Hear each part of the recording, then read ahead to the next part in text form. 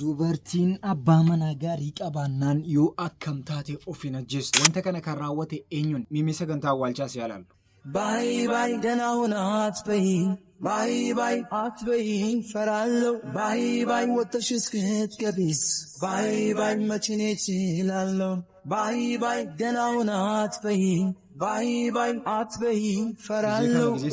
Bye sitmati maakomo. Bye kanuna kotraallo. Bye danaawwan haatbayi. Bye haatbayi faraallo. Bye ልብሽን ተይልኝ. Bye soddishorallo. Kono akka kanaan makiinaadhaan deemaa turte.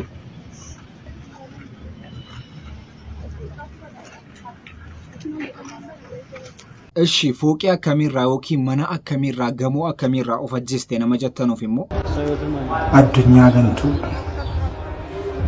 qannoon gamoo kanarraa of ajjeeste gamoo shanaffaarra. Bakki kun bakka namni mul'atan sana argaa jirtu miti. Magaalaa Finfinnee kutaa magaalaa Shanaffaarra. Naannoo Sanshaayinii jedhamu ture. Qannoon gamoo Shanaffaarraa of ajjeeste. Bakka kana gamoo kanarra darbii Shanaffaarra ture kan jiraattu. Egaa waan isheen mana jaraa keessatti fakkaata. Bakka namni argamu kana darbii kanarra jiraataa jiranii. Halkan keessaa gara sa'aatii 10 ta'utti hirribumaa kaatee akka isheen gad of darbatte akka nuti argannu dhugaa baay'ee nama gaddisiisa.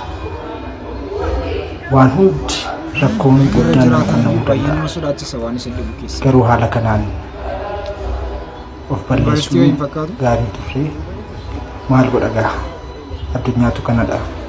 Nagaan boqodhu jennaan.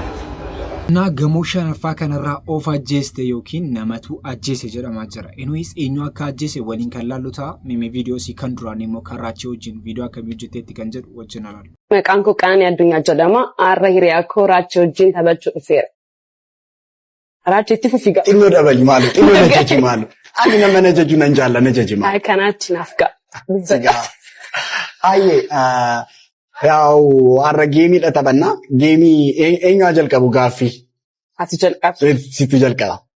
Wayya? Ati jalqabu. Raachii kan keetu wayya. Dhugaa rabbi. Ana jalqabaa.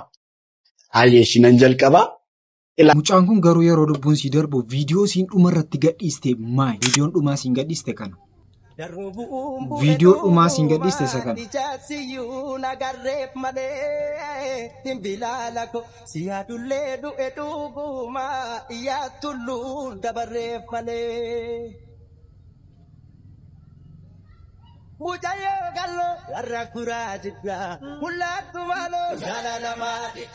Mutuluraya ayana paketi nutuluyaya ulaledi hariro dage dai warra jatso chasa nergada natini medeso adalge gupa ebadale dia andabe ijo anagale dia.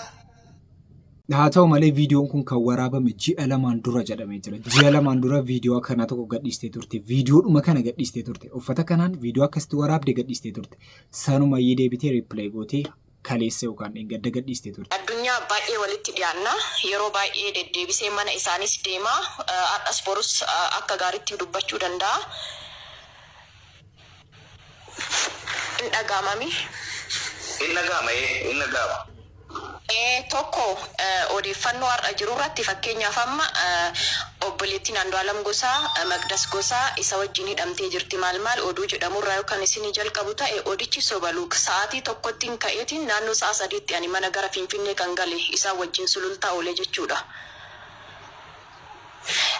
Inni itti aanu dhuguma Andu'aalamtu hidhamee jira. Mana keessatti hariiroo Andu'aalamii fi Qananii Addunyaa hariiroo akkas hariiroo waliigaltee hin qabanii jaalala hin qabanii maal hin qabanii wanti jedhu kun soba dhugaa isin dhugaa dubbachuu fila maaliif tokko ani muslimaa sooma afaan qaba ji'a soomaati si galee jira kan isii dhaga'u kan kabaju kan jaalatu yeroo ta'an mana keessatti illee walitti bu'iinsi isaan qaban wanna tokko hin jirtu. Artist Rabadaan Cimeessaa Mucaa jedhamuu fi akkasuma immoo Diinqaa Huseen Mucaa jedhamu ana taane yeroo baay'ee mana Andu'aalamitti kan dabarsinu yoo mana Andu'aalamitti sin dabarsine iddoo tokkotti waliin kan dabarsinu yeroo baay'ee siin akka kana jettu malee dubbiin danuu jira manuma keessatti jarri walii hin galanu jedhamaa jira sababiin isaas immoo isiin daawunii barbaaddi inni garuu ilmoo argachuu yeroo kana hin fedhu jedhee itti mee ture natti fakkaata akkas jedhamaa jira soo kanarratti baay'ee wal dhibdeen guddaan jira jedhamaa jira.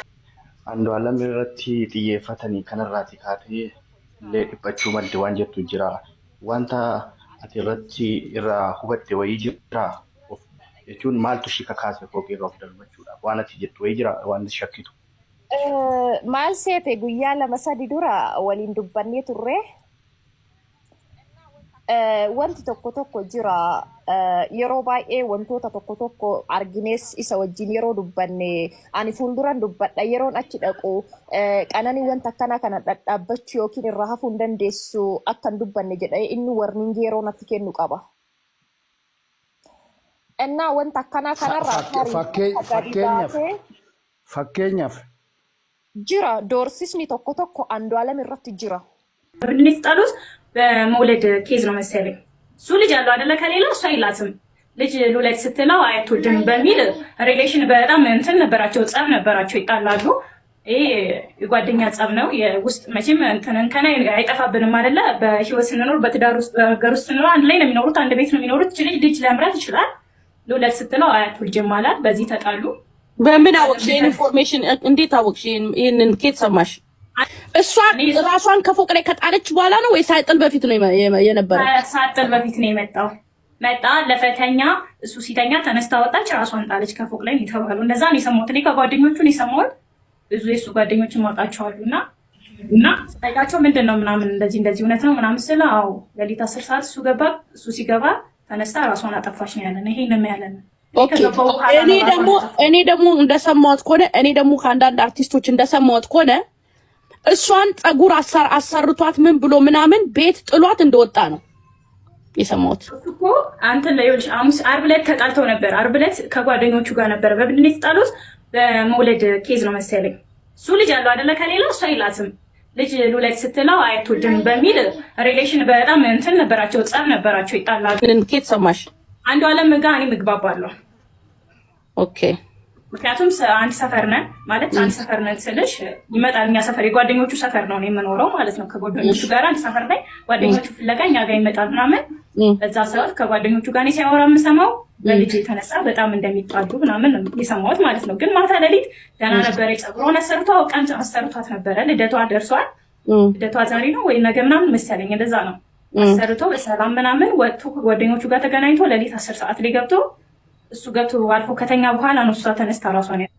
wanta akkasiis gidduu jiraatti baay'ee haasa'amaa jira namni tokko ka yeroo waa tokko ta'u waa danuutu haasa'ama namni waan beekurraa kee waan baay'ee haasa'a anyways namni akkas jedhus jira namni kanaa mitis waan biraati kan jedhus baay'eetu jira እንደ ድሮ አይደለችም ብዙም አሁን ነገሮች ላይ አክቲቭ አይደለችም ፍላጎት የላትም አይነት ነገር ተነሳና እኮ አሁን ከአንዱዓለም ጋር ናትና በጣም ነው የሚመታት እኔ ይሄ የሰማሁት ነው የምነግራችሁ እንግዲህ በጣም ነው የሚመታት ያዩ ልጆች ደግሞ ምንድነው ያሉት ኢቭን ክለብ ውስጥ ሳይቀር ይመታታል ሰው ያየ ማለት ነው akkuma dhageessanu ka waan baay'eetu haasa'ama siniin hin jenne irrukutaanis jedhamaa jira gaayyaa bakka jarri deemanii sirbatti gaggeessan keessatti iyyuu koonsartii irratti ni rukutaa jedhamaa jira እየወጡ ያሉ መረጃዎች አሁንም አሳዛኝ እየሆኑ ይገኛሉ እነኚህ የምትመለከቷቸው ፎቶዎች ትላንትና ከቀኑ 10 ሰዓት እስከ ምሽቱ 1 ሰዓት ድረስ ቀነኒ አዱኛ ለልደቷ ስትነሳ የነበረው ፎቶዎች ናቸው ፎቶዎቹን ተመልከቷቸው guyyaa dhaloota siitiif footoo siin ka'aa turte kun waan isin dhibu keessaa inni footoo kaasee illee shakkamee jira inni footoo kana kaase shakkamee jira አንተ ጋር ነበረች ትናንትና ፎቶ ለመነሳት አንተ የስቱዲዮ ባለቤት ነህ አይደለ አዎ የስቱዲዮ ባለቤት አንተ ፖስት አድርጋል በአማርኛ ጽፈ አይቼዋለሁ ፖስት አድርጌያለሁ ነገሮችን ለመበጥበጥ ነው የምፈልገው ወይስ ጤነኛ መረጃ ነው የምፈልገው አይደለም ለምንድን ነው የምበጣበጠው ለመበጥበጥ ሳይሆን ጤነኛ መረጃ እንድሰጥ ከፈለኩ ቀደኒ በጣም ወዳት እህቴ ኢንዴክስ ስቱዲዮ የሚባልን ድርጅት ያሳደገች ቀኝ እጄ ልጅ ናት ትናንትና አርብ ዕለት ደውላ የልደት ፎቶ አንሳኝ ብላኝ ነበር ለእሑድ ተቀጣጥረን ነበር ለእሑድ አልቻልንም ትናንትና አረግ ነው ትናንትና ከ9 ሰዓት ኦልሞስት ከ10 ሰዓት እስከ 1 ሰዓት አነሷት። 1 ሰዓት ላይ እርና ሞልጋ ነው የኔ ስቱዲዮ፣ እዛ ጋር ተለያየ።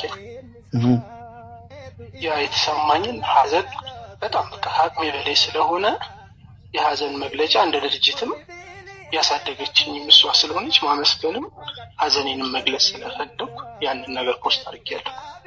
ይሄን ያለው ኦኬ። ትናንትና አንተ ስታት እንደዚሁ ሰዎቹ ብዙ ሰዎች በኦሮምኛ ስለምጽፉ ምን ብለው ነው የምጽፉት? ደስተኛ አይደለችም በጣም ነገ ቪዲዮ አያይዤ እልክልሃለሁ።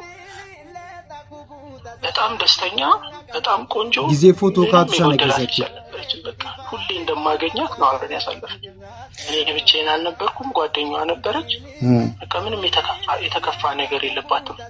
ከሌሳም ጊዜ ፎቶ ካቱ ገመዳቱ ተሽኒ ያ ልደቷ ነገ ነበረ አይደል? ዛሬ ነበረ ልደቷ። ገለሳ አኩዳ ተንሳ አኩዳ ነው ለኔክስት ነው ሁሌ እንደምናደርገው 7 ዓመት 6 ዓመት ውስጥ በፎቶ አብረን አሳልፈናል ከሷ ጋር ማለት ነው። እያገዘች የመከረች ስራ እያሰራች በጣም ብዙ ስራ ሰርታለች፣ አግዛኛለች። በቃ ለብር ፈቀደ ወደደውን ያደረገው ባለቤቷ ከሷ ጋር ነበረ ትናንትና ፎቶ ስታነሳት። አይ አልነበረም፣ እኛ ብቻችን ነበር። ከዛ በኋላ ወደ ቤት ነው ሄደችው።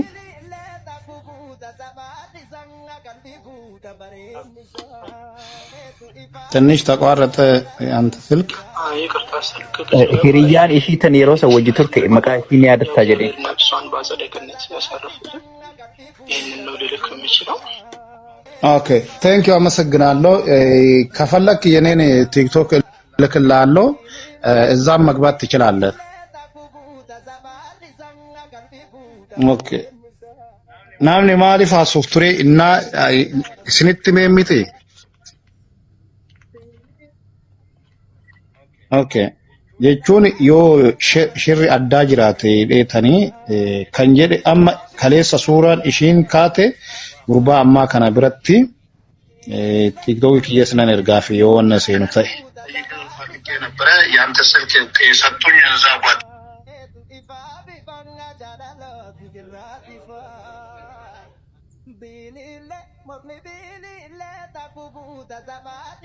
akkuma dhageessan egaa guyyaa gisee siin footoo dhaloota sii kaa'uudha adeemtu sana baay'ee gammadaa turte. Gammaduudha si waa tokkotti wanti siin aarte hin jiru. Wanti kun kan mudate galgaluma jedhamaa jira. Galgaluma keessa qofa immoo waan kana murteessuu hin dandeessu siin. Abookoo yakkin jeeti. Miciyyoon tunni duute malee yookaan ni akhiramte malee ganda akhiraa san deemtee liivii seenuu hin deemtu. waan nama dhibu kun immoo loora gootaniif maaltu jira foon fooloo gootaniif maaltu jira miciyyoon tun arraan tananii akhiramte yookaan ni duute haa jennu rabbi kadhatanii fi haqa isii rabbi haa baasu akkatti duute haa baasu jedhanii dubbatan malee miciyyoo tana wanni armaan tana fooloo gootaniif maaltu jira barachi deemtee liivii seenuu hin deemtu kanatti aansee warri lubbuu namaarra maqaan namaa isin mararee gurbaadhaan umaan jii namaarra hin jinaattan lubbuu namaatiitu maqaa dursa bani aadam ummata ajjuuza cuuggaan ta'ina lubbuun namaa akkamitti baatee gaafiin qoratamuu qabaa sigalee hasanii achi namni yaada mataa keetii fiddeen yaala dhoobdu na bira wanni akkasiin jiru boodaa sakaa'uu beeka waan ta'eef yaadni kiyya yoo sii ta'e fudhadhu yoo siif hin taane darsa kee fudhadhu hoti bakkitti ati dhuftee jiqichiki gootu hin jiru. Oromoo jechuun ummata osoo namni lubbuun jiru nama dhiisee gaafa namni du'e ka'ee nama iyyu. Waan isin dhibu keessaa mucaan kun gizee siin duutu jechuudha. Fooloorsiin sii 300 wayi. Amma garuu meeqa geerame isin ilaalchisa. Calluma jedha lala. Amma kun peejii siiti. Amma meeqa beektu 421 geera. 421 tuqaa 9 argaa jirtumti diimaadhaan isinii irraa sarareen jira. Viidiyoo siin dhuma gadhiiste immoo meeqa ilaalameera? Miliyoona 2.8 ilaalame. Miliyoona 2.8 ilaala miliyoona 1.2 ምናምኒቱ ilaalamaafii jira. Viidiyoon si amma fooloorsi si immoo duraa sanitti agarsiisa. Amma kanatu ilaalame fooloorsiin si meeqa? 400 421 900 viidiyoo si dhuma gadhiiste isa kana.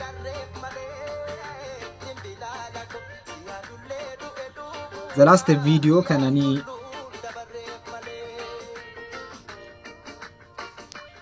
The last video kanani addunyaa jedhee jarris irratti barreessanii jiru. Videoon siidhumaa kan waan isin dhibu keessaa videoon namaa moo meeqa bareechaa lala.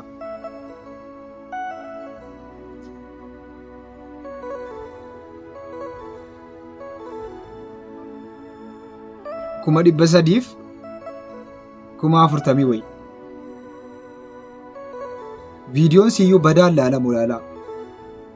Kuma 46 kuma 50 wayi kuma 80 wayi kuma 100 wayi ምናምኒቱ laalamu. Amma garuu meeqa laalamuu jalqabeera. Gara miiliyoona 2 wayitu laalamaa jira. Followersiis akkas dabalaa jira. Anyways peejiin kun silaa cufamuu qaba ture. Namni isaa amma kan yaadate hin jiru. Maaliif jennaan amma sagantaa awwaalcha siirratti jirama, sagantaa qorannoo siirra jirama. Ammallee namni gara TikTokii kan yaadate hin jiru. TikTokii kan yaadatu bichoosii takka ture. Gizee takka turu namni yaadate habadu yookiin immoo cufamu jedhee. Muummichi ministeera keenya immoo Harargee deemee faxarsiisee jira. Namni ilaalama.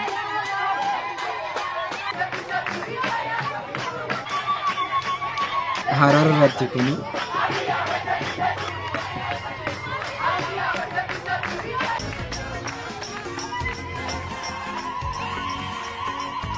Harar irratti akka kana sagantaa awwaadhaan simatanii wajjin dabarsanii jiru. Waan isin dhibu keessaa immoo du'a Qananiitiin mucaan tokko Facebook irratti waan ta'e maxxansitee jirti. Mucaan sun immoo Qananiidhaaf gwaaddanyaasiiti. Ijoollee maqaa waaqaatiin isin qabeera sheer godhaati qaama dhimmi isaa ilaallatu biraan naagaa. Mucaan Qananiin addunyaa duuteetti beekamaadha. Hundi keenya gaddineera, hunda keenya onneen cabeeraa, hunda keenyatti dhagaameeraa jechaadha. Garuu immoo dhugaan dhokattee hin haftu. Dhugaa biras hin dabarru nun. Lafa barbaadanitti nu ajjeesan abbaa barbaanne duukaa wal jibbina hiriyummaa keenya adda citaa jechaadha. Tokkoffaa irratti qaamni poolisii yookiin qaamni nageenyaa Moonet madaqaanuu qaba. Toora feesbuukii irratti wanta seen barreessite shakkii nama keessatti uumaa jechaadha. Jaalalatti jiraachuuf waa'ee jaalalaa sirbuun tokko miti jette. Kana jechuun Qananiin hiriyaa Mooneeti. Quba wal qabu rakkoo Qananii Moonet ni beetti jechaadha. Kana malees hiriyoonni ishee baay'een isaanii kunoo mucaan asirratti suuraa ishee argitan kun Caalii Butoon kan jedhamtu kunillee wanta isheen poosti goote uummanni ijoolleen follow kan koos taatan kan biraas taatan dhaqaa ilaala. Hiriyoonni Qananiin wanti isaan poosti gochaa jiran shakkiin nama keessatti uumaa jechaadha. Ijoollee kana qabaa.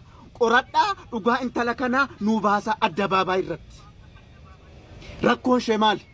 Fooqii irraa darbatamte jedhamaa jira. Fooqii darajaa 5 irraa darbatamte jedhamaa jira. Kaameraan qabuu manichi. Xibbaqaan qabuu manichi. Qorannoon maal adda baase? Hiriyoonni ishee guutummaan guutuutti rakkoo ishee hiriyootatti machaa turte Qananiin jecha akka isaan poosti gochaa jiran dhugaa ishee kana nuu baasaa. Bakka. Kana barbaannaa jechaadha. Namni kamiinuu sheer godhe Oromoo kan taate qofti.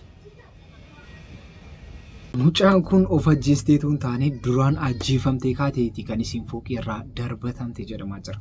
Yaadni guddaan namni irratti barichi walii galaa jiru yaada kana. Garuu isin maal jettu mimi? Mucattii kana namatu ajjeese moo harka namaatiin duutee achirraa gad darbatamte moo ofumaa isiitiif moo jireenya ofiitti jibbitee fooqii kanarraa of darbattee jirti? Kun gaaffii guddaan nuu qabnu. Wanti qulqulluun boriiftaan keessa ni ba'a jedheen yaada. Sagantaan irraaf qabannee kanuma fakkaataa sagantaa biraatti ammoo walitti deebinutti